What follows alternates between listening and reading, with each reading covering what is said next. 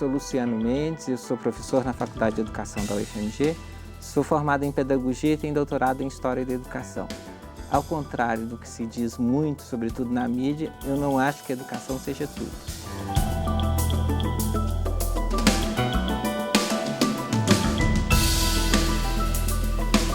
Eu sou Maria Auxiliadora Monteiro Oliveira, o pessoal me chama de Dorinha. Eu sou doutora e pós-doutora em Educação e trabalho no programa de pós-educação da PUC-Minas. Tomando uma carona rapidinha aqui do nosso amigo Luciano, a educação, né, ela não pode resolver tudo.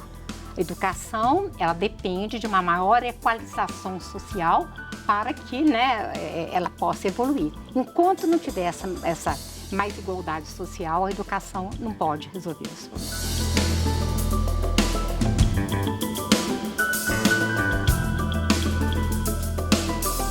Eu sou professora da Faculdade de Educação da Universidade do Estado de Minas Gerais.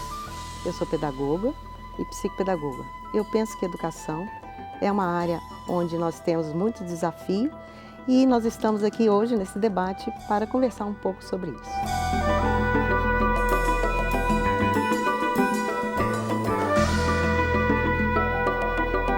E eu sou Jair Stacanelli e está no ar o Horizonte Debate.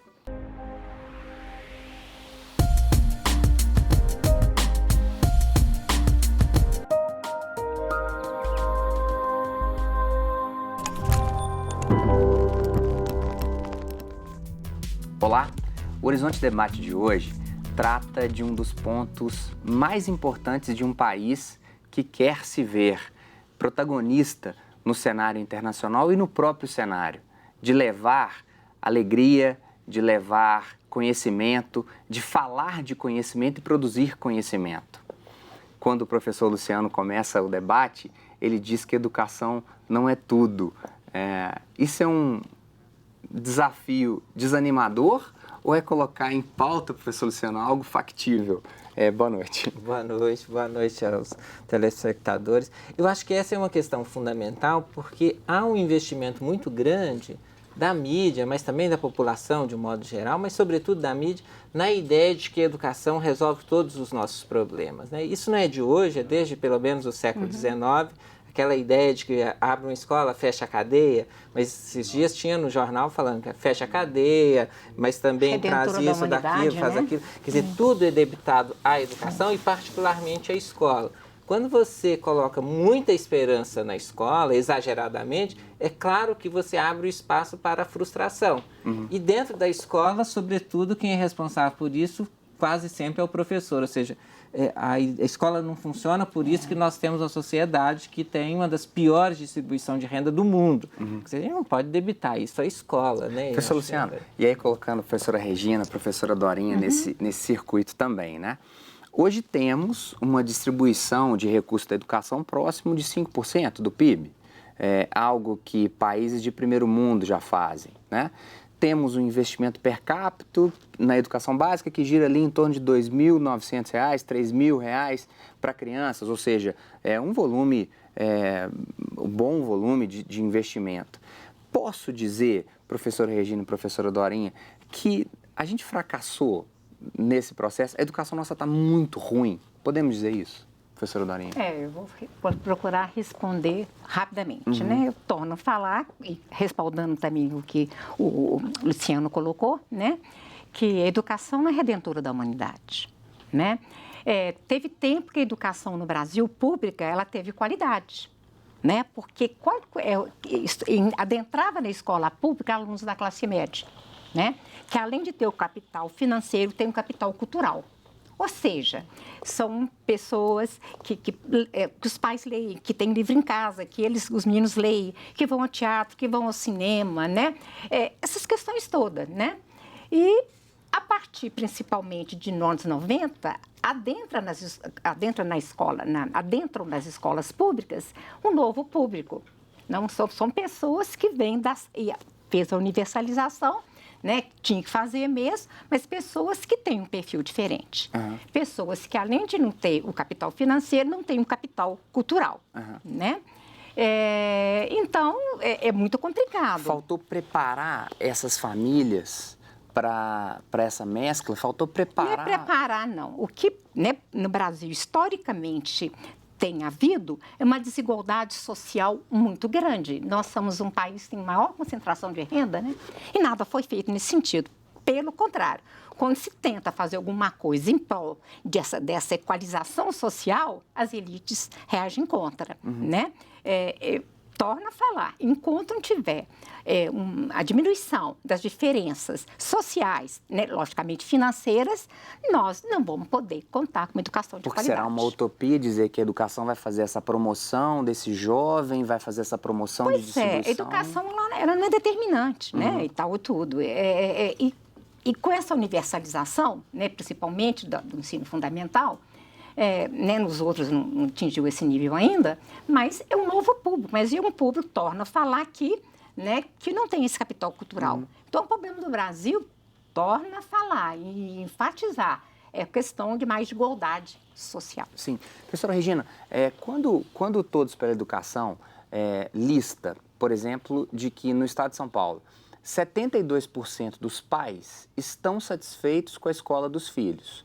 Porque esses pais têm aí 4 anos, 3 anos e meio de escolaridade apenas, né? Na escola tem vaga, né? A escola tem vaga hoje em dia. Não há sofrimento de vaga, há vaga.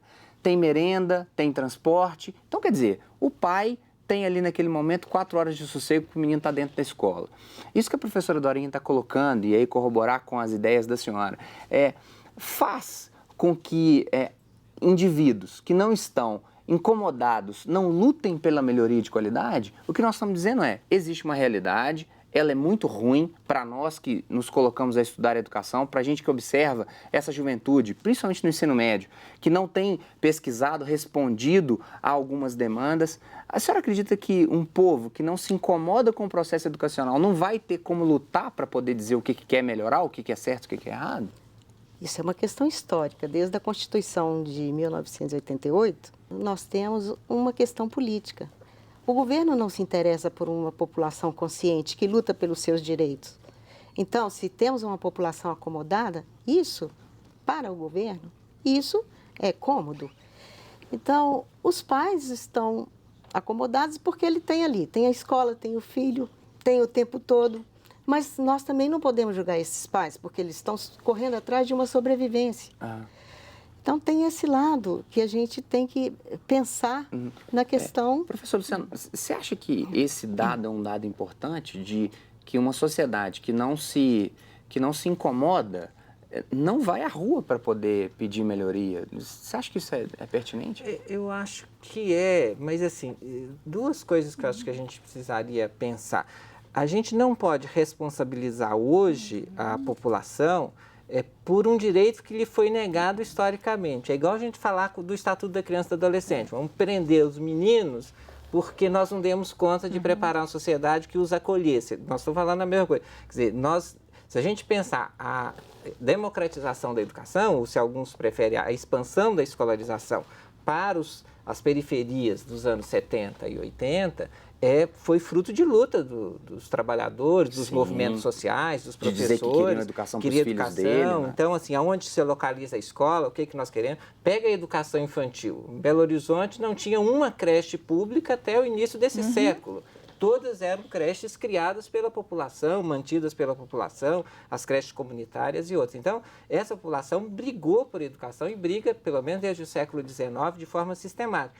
Nós temos um país que a nossa cultura política, modo de organizar a nossa produção social, nosso projeto societário não valoriza e não valorizou a escolarização. A gente pegar a Argentina, o Chile, para dizer de países nossos vizinhos aqui, em que fez, por exemplo, a escolarização obrigatória, efetivou a escolarização plena nas primeiras décadas do século XX. Sim. Nós fizemos isso tardiamente, de uma forma muito abrupta, atabalhoada em algumas vezes. Então, essa é uma questão fundamental que a gente não pode hoje culpar os trabalhadores, as camadas mais pobres, porque elas não lutam por educação. Há uma dimensão aí que claro que o fato de não ter ido à escola, ou ter ido à escola menos tempo, entende menos da escola. mas não quer dizer que valoriza menos a escola. Então, todas as pesquisas mostram que os pais trabalham e querem participar da escola, mas nós nunca podemos falar que as pessoas que trabalham 8, 10 horas... Agora professora Regina, se a escola, na escola pública, por exemplo, ela tem o seu viés ausente, com esse discurso que a professora Dorinha, a gente sabe muito bem que essa mãe com pouca escolaridade, ela não se sente tão à vontade para estar ali, mesmo quando ela pode, porque as questões de trabalho.